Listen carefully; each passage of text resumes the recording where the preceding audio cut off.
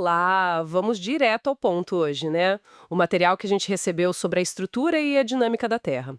A ideia aqui é pegar o essencial sobre litosfera, placas tectônicas, como tudo isso funciona. Um foco especial para quem está na pegada do Enem e dos vestibulares. Vamos lá desvendar isso? Exato. Vamos focar no que é, assim, crucial mesmo. As camadas do planeta, as forças internas que agem e como esse entendimento evoluiu, sabe? Tudo baseado nos que os materiais trouxeram pra gente. É a base da geografia física que sempre cai. Certo, então. Começando pelo básico. A Terra por dentro não é uma coisa só, né? É tipo, tem camadas. Uma das fontes diferencia bem a composição química.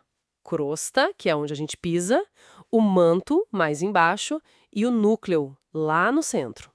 Mas tem outra forma de ver isso, né? Tem sim. E é super importante não confundir. É a classificação física que olha para o comportamento. Os materiais ressaltam isso. A litosfera, que é rígida, pega a crosta e um pedaço do manto. E ela meio que flutua sobre a astenosfera, que é mais plástica, dúctil. E mais para dentro, a mesosfera e a endosfera, que é o núcleo. Entender químico versus físico é chave. Entendi. E o que faz tudo isso se mexer? O motor disso tudo? As fontes falam muito das correntes de convecção lá no manto. Aquele ciclo, né? Material quente sobe, aí esfria perto da crosta, fica mais denso e desce de novo. Isso. É um ciclo constante, bem lento na nossa escala de tempo, mas poderoso. Um dos textos até usou uma analogia boa. Não é rápido como água fervendo. É mais como, sei lá, um mel grosso esquentando por baixo, sabe? Um movimento contínuo que empurra tudo em cima. Ah, que interessante essa imagem do mel. Pois é, e essa lentidão geológica exerce uma pressão enorme na litosfera, que está logo acima. É isso que movimenta as placas tectônicas. É impressionante pensar que um processo lá no fundo, invisível para a gente, causa terremotos, vulcões, ergue montanhas. Faz todo sentido. E isso conecta com a ideia da deriva continental, do Alfred Wegener. Ele percebeu aquele encaixe, né? Principalmente América do Sul e África. E os materiais detalham as provas que ele juntou. Fósseis iguais em lugares separados pelo oceano, tipos de rocha, climas antigos. Sim, o Wegener deu o pontapé inicial. Mas um ponto que uma fonte destacou bem é que ele não conseguiu explicar como isso acontecia, qual era a força.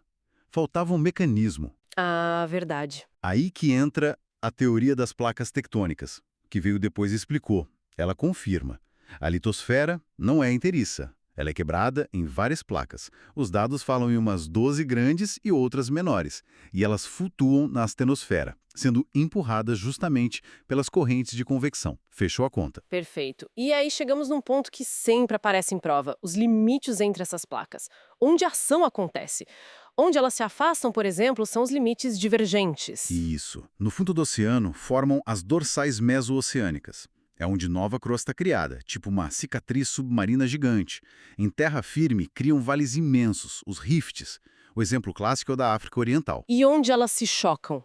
Os convergentes. Aí depende do tipo de placa que está colidindo. Se for oceânica com oceânica, uma delas, a mais densa ou mais velha, mergulha por baixo da outra. Isso é a subducção. Forma fossas oceânicas bem fundas e arcos de ilhas vulcânicas. Pensa no Japão, por exemplo. Tá. E se for continental com continental? Aí nenhuma quer afundar, elas são menos densas. Então elas se dobram, se amassam para cima, formando cadeias de montanhas enormes. O Himalaia é o grande exemplo disso. Os materiais chamam isso de orogenese, ou dobramentos modernos. E a última combinação de convergência? Oceânica com continental. Nesse caso, a oceânica, que é mais densa, sempre perde. Ela mergulha sob a continental. É subducção de novo. Isso também forma montanhas, mas na borda do continente, como os Andes, e também causa muito vulcanismo ali. A subducção é um conceito que apareceu bastante mesmo. É essencial entender. Certo. Falta só um tipo de limite, né? Aquele que as placas só raspam uma na outra. O transformante, isso. Elas deslizam horizontalmente uma ao lado da outra. Não tem criação nem destruição de crosta, mas o atrito ali é gigantesco. Resultado? Terremotos fortíssimos. A falha de San Andreas, na Califórnia, é o exemplo que sempre citam. Ok, então vamos tentar resumir o essencial que esses materiais todos reforçam. Primeiro, a Terra tem camadas por dentro, e a gente pode classificar pela química ou pelo comportamento físico. Isso.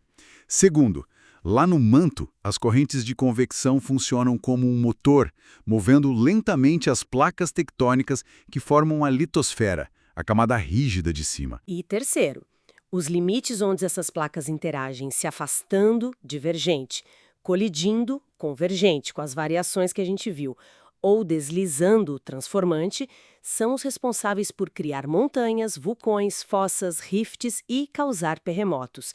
É um mapa dinâmico do planeta. Exatamente. E entender essa dinâmica, como as fontes sugerem, vai além de só acertar a questão na prova, né?